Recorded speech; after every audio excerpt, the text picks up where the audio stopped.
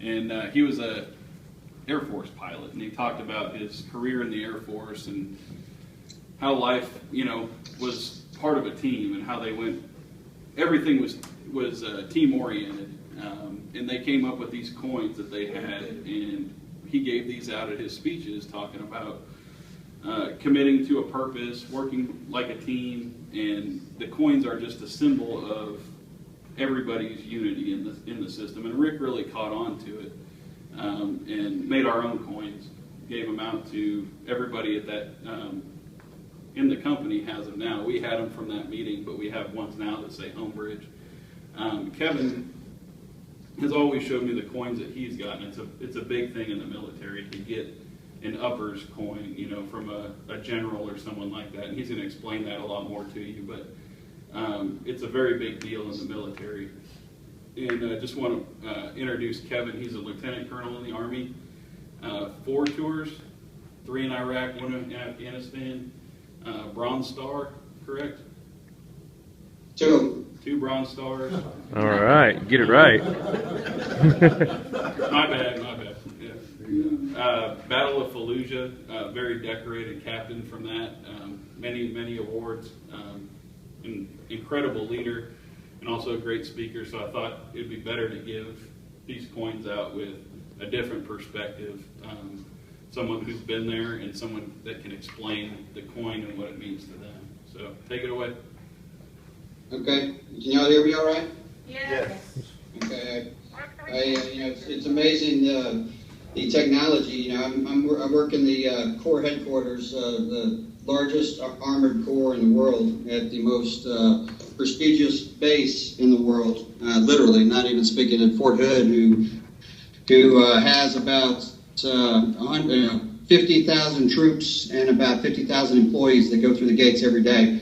But yet, in order to talk to you folks, I've got to drive home and turn on my iPad. We do it a little bit differently, but I do appreciate the opportunity to speak. Brooks reached out, as y'all probably know, he's been given the daunting task of a lifetime to be my brother-in-law. So, and he's even more daunting to be married to my sister, which is a challenge in and of itself. So I appreciate the opportunity, and I definitely took this opportunity because y'all have already mortgaged one of my houses.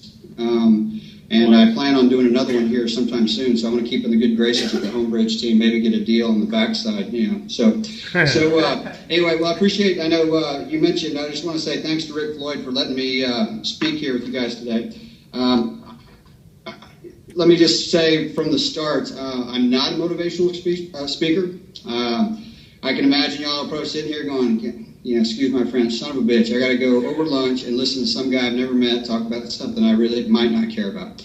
But I'll take some time just to kind of explain the history and kind of our cultural practice of using coins for motivation, identity, and so on and so forth. But I'll get into that. But first, let me introduce myself. I grew up in Dallas, went to Lake Highlands High School, and played soccer all my life for the Longhorn Soccer Club.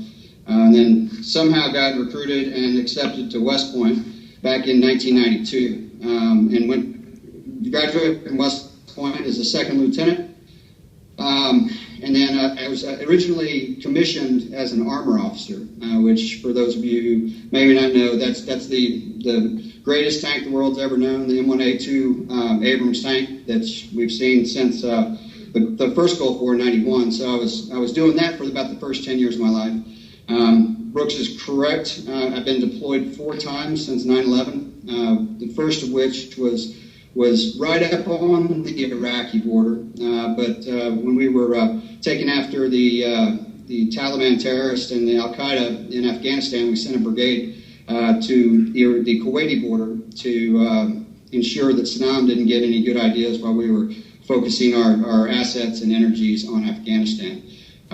Followed up a couple of years later, I was a company commander of a tank and infantry team that was deployed to Iraq in January of '05, so about 9 months after the ground invasion. So we were the first rotational force to go in. And so we spent about 14 months there, about 7 of which we spent in Baghdad, patrolling the streets of Baghdad. And then we kind of became the traveling roadshow, my company.